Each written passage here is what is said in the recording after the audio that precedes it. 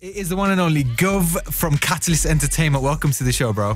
Thank you for having me, Asa. No worries, man. This is your first time you've on air on my show. Yeah. This is mad because I've been here loads of times. But it's the first you time. came to one of my first shows. You came with so many artists. You came to my old radio shows when I was on uni. Oh, yeah. You remember that? Yeah, back in the day. How did you get in first? What was your first step into this industry? Well, I've always been into music, like always. And I think it started off like talking when you're like 12, 13. And, you know, at school, everyone MCs. Yeah. And there was my mates, they used to MC.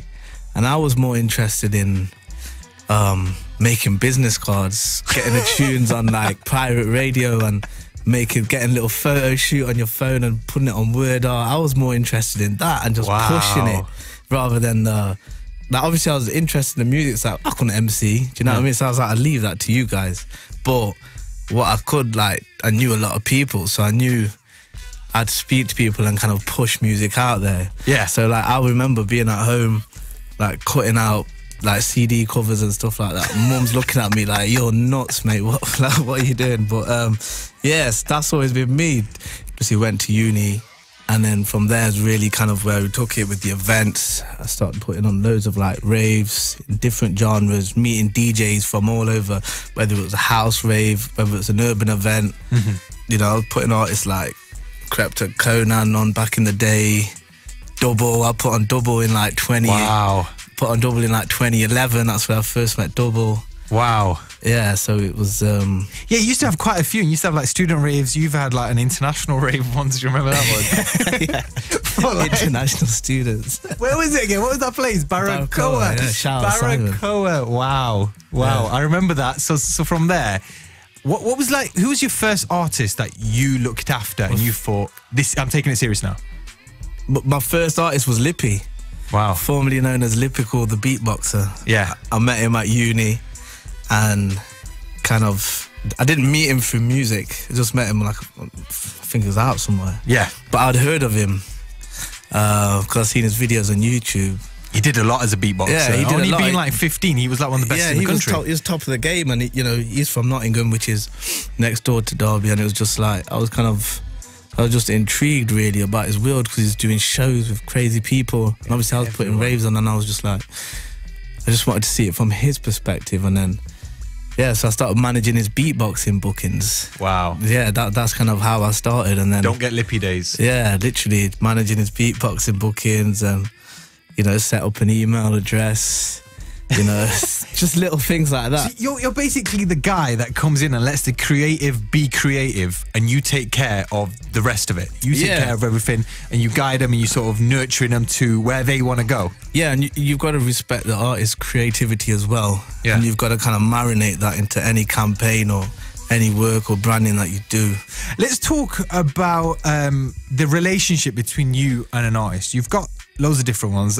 You mentioned Lippy, who, from the story, sounded like he was a friend before he became an artist of yours. Yeah. So where does the line lie between being a friend and a colleague or a manager, a work colleague?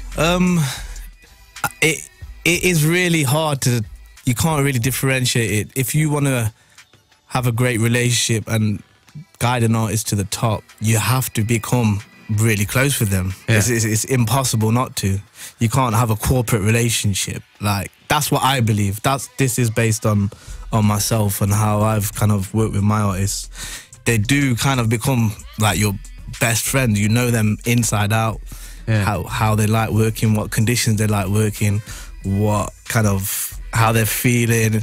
How to make them comfortable. Yeah, how to make them comfortable and also know what they want and what's going to ideally make them happy, what's going to give them motivation, you know, what's going to inspire them to do better, and, you know, just keep feeding them with knowledge. I always feed my artists with knowledge about the industry. You know, sometimes they take it in, sometimes they don't, but yeah, I think it's important to give them business knowledge as well.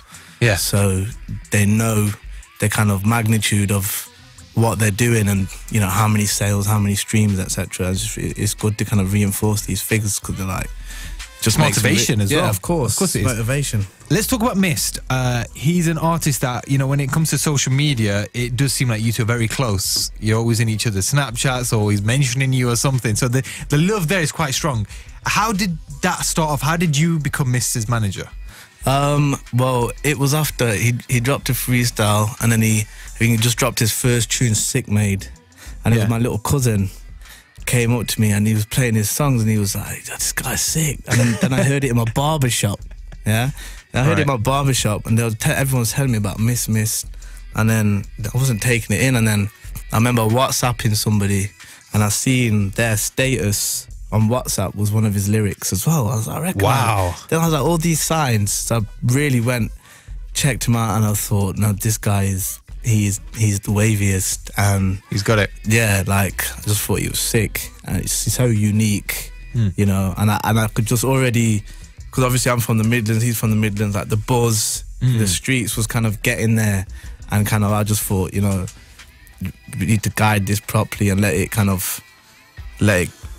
expand, of course, and just do what it's done right now, which is kind of cause a tsunami, really. Now, there's a lot of, you know, great stuff that happens, and you talk about all these great things that you get to do, travel Europe, you know, be friends with the artists that we all listen to on the radio. All that side's good. Yeah, that's the good side. Let's go on the other side now, right? What are sort of the red flags artists should know about to avoid working with bad managers? What are the things that terrible managers do and you should look out for?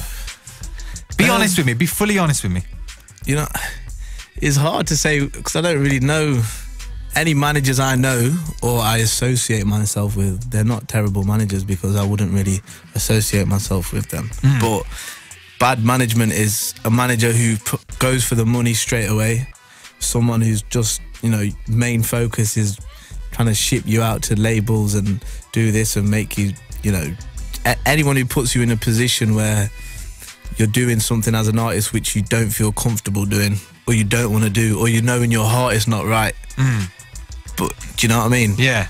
So I think a manager who makes you do things like that, I mean, sometimes strategically it could be good, but that's why I think I've got a good relationship with my acts, because it's always, you know, whatever they want to do, we'll kind of collaborate ideas and, you know, come out with the best decision to move forward. So like a brainstorm. Yeah, and you need to be in constant communication. If he doesn't communicate with you properly or often enough, you know, that's probably another issue. I know you can get busy and stuff like that, but always set plans and targets. Even if you can't speak to him for a couple of days or a week, replan, target, and teach him about the business as well.